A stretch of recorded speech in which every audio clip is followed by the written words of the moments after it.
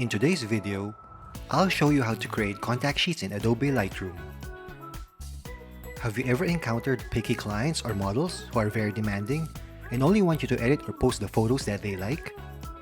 It happens, right? Sometimes, clients or models are not satisfied seeing the unprocessed raw photos that we've shown to them. And it makes me wonder why they hired us in the first place if they don't trust our photography or editing skills.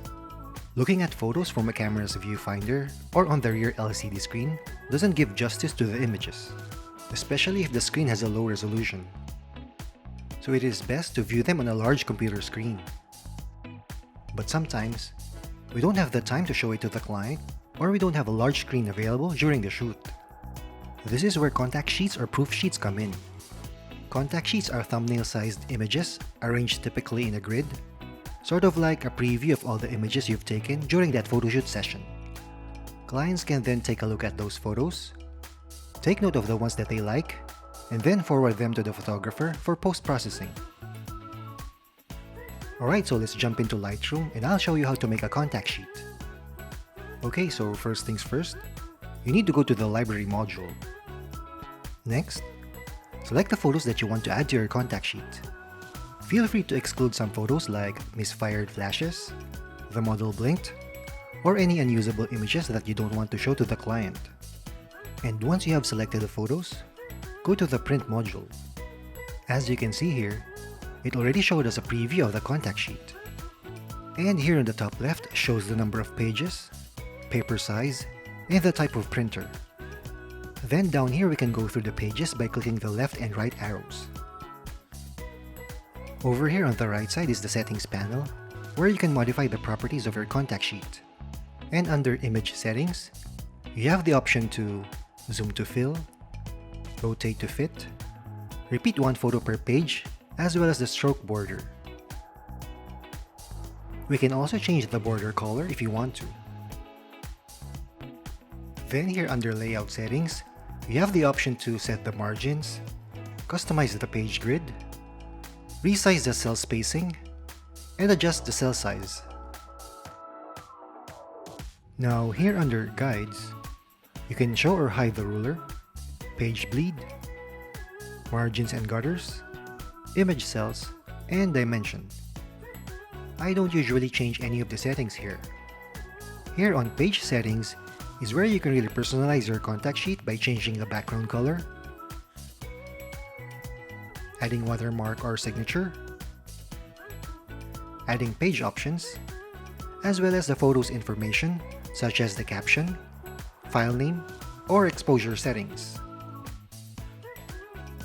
And last but not least, we can change the font size. I do suggest adding some sort of watermark for branding or some text to inform the client that these are raw images and have not been edited yet. Once you've customized your contact sheet, you are now ready to print it, either physically or create a digital copy such as in JPEG or PDF format. I do prefer PDF document as it compiles it into a single file instead.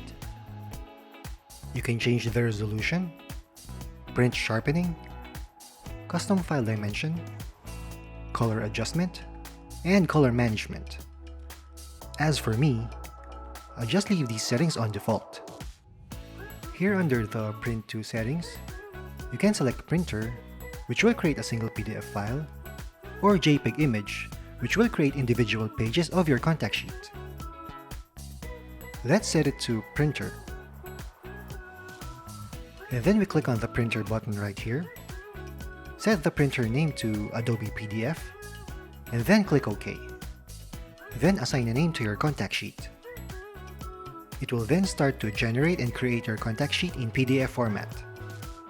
Depending on the number of sheets, it could take quite some time to complete the process, so be patient. Also, note that you need to have some type of PDF editor software to be able to print your contact sheet into a PDF format. And here's the contact sheet we just created. You can now send this to the client so that they can select which photos will be assigned for editing. I usually tell the client to list down all the file names and then send them to me instead of making screenshots. Sending out contact sheets to the client can really save you a lot of time on your editing workflow because you no longer need to browse through hundreds of images and select the photos to be edited.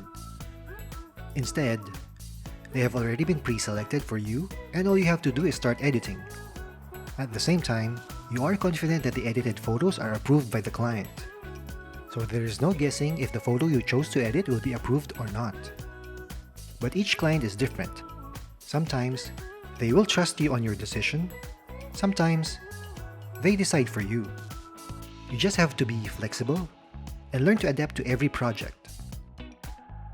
Okay, so to recap on how to create a contact sheet, just go to the library module, select the photos that you want to send, go to the print module, adjust the layout to your preference, add a watermark or signature,